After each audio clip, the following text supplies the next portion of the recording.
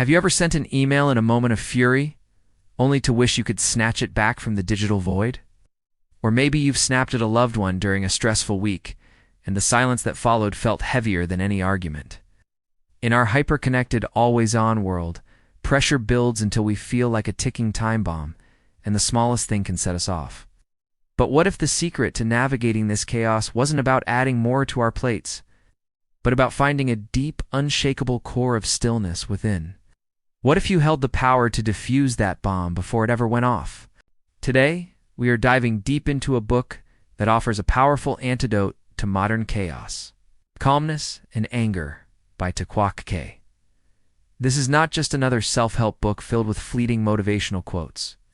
It is a practical guide that distills ancient wisdom into a modern framework for emotional mastery. Ta Quoc Ke argues that in an age of constant distraction and relentless pressure, our ability to remain calm is not just a desirable trait, it is our most critical superpower.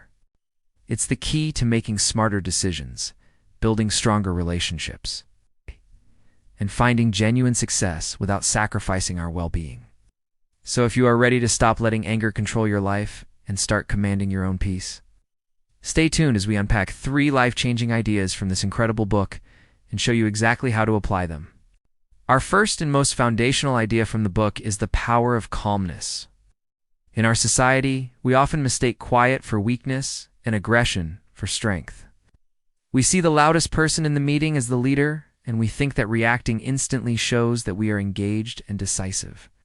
But Ta Quoc Ke flips this entire notion on its head. He reveals that true power isn't found in the storm of emotion, but in the quiet eye of the hurricane.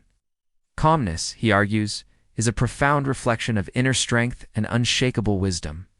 Think about it. When you are calm, your mind is clear. You are not operating from a place of fear or ego. Instead, you can see the entire chessboard, not just the next move. This state of objective clarity allows you to make rational, strategic decisions, especially when the stakes are highest.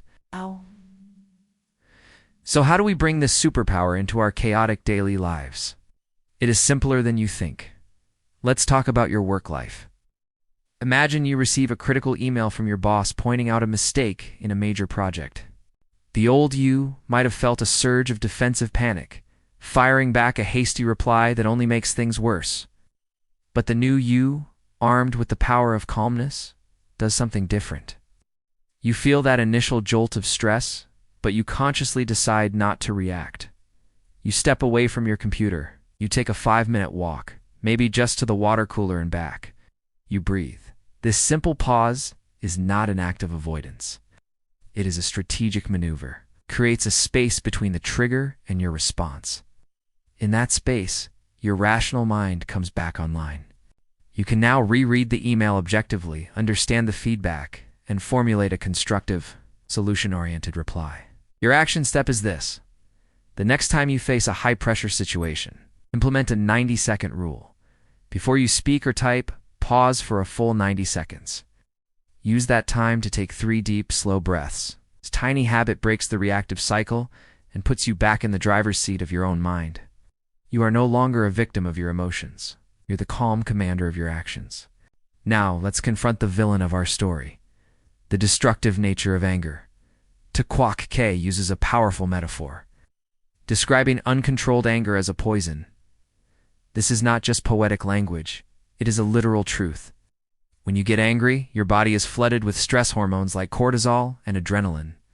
Your heart rate skyrockets, your blood pressure climbs, and your immune system takes a hit. Over time, this chronic internal state of emergency can lead to serious health problems. But the poison of anger does not just attack your body. It seeps into every corner of your life, corroding the very foundations of your relationships. It is the venom that turns a loving partnership into a battlefield. It is the acid that dissolves trust between colleagues. It is the force that makes you say things you can never truly take back, leaving scars that can last a lifetime. Think about the most significant regrets you have. How many of them were born from a moment of uncontrolled rage? Anger promises power, but it only delivers destruction.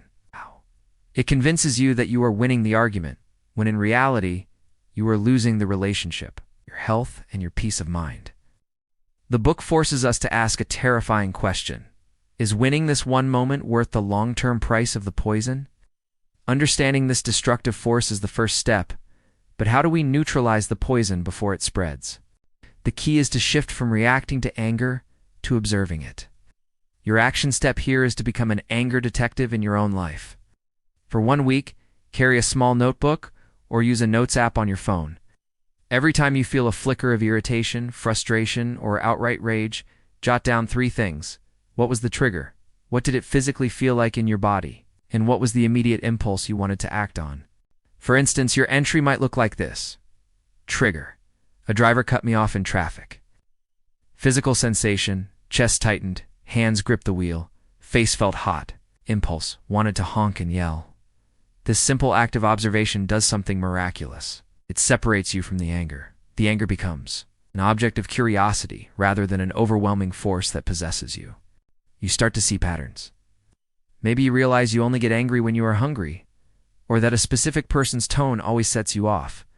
This self-awareness is the antidote. You are no longer blindly swallowing the poison. You are studying its chemical makeup, learning how to render it harmless. This brings us to our third and most transformative idea: emotional mastery. Recognizing the power of calm and the poison of anger is crucial, but it is not enough. The real work lies in actively transforming those destructive impulses into something constructive. Ta Quoc Ke does not just tell us to be patient or calm down. He provides a tactical roadmap for rewiring our emotional responses. Emotional mastery is not about suppressing your feelings. Suppression is like holding a beach ball underwater. Eventually, it is going to shoot up with even greater force.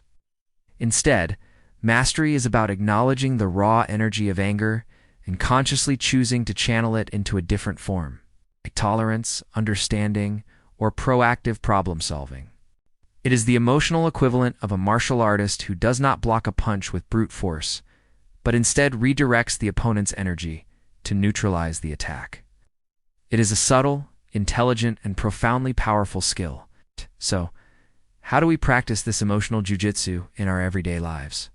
The technique lies in reframing the narrative in your mind. Let's say a junior colleague makes a costly mistake that creates hours of extra work for you.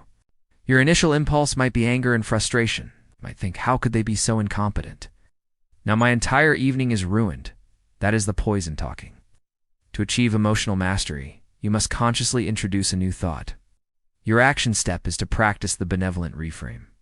As soon as you feel the anger rising, ask yourself, what is a more generous or compassionate explanation for this? Perhaps your colleague is overwhelmed with a personal issue you know nothing about. Maybe they were given unclear instructions.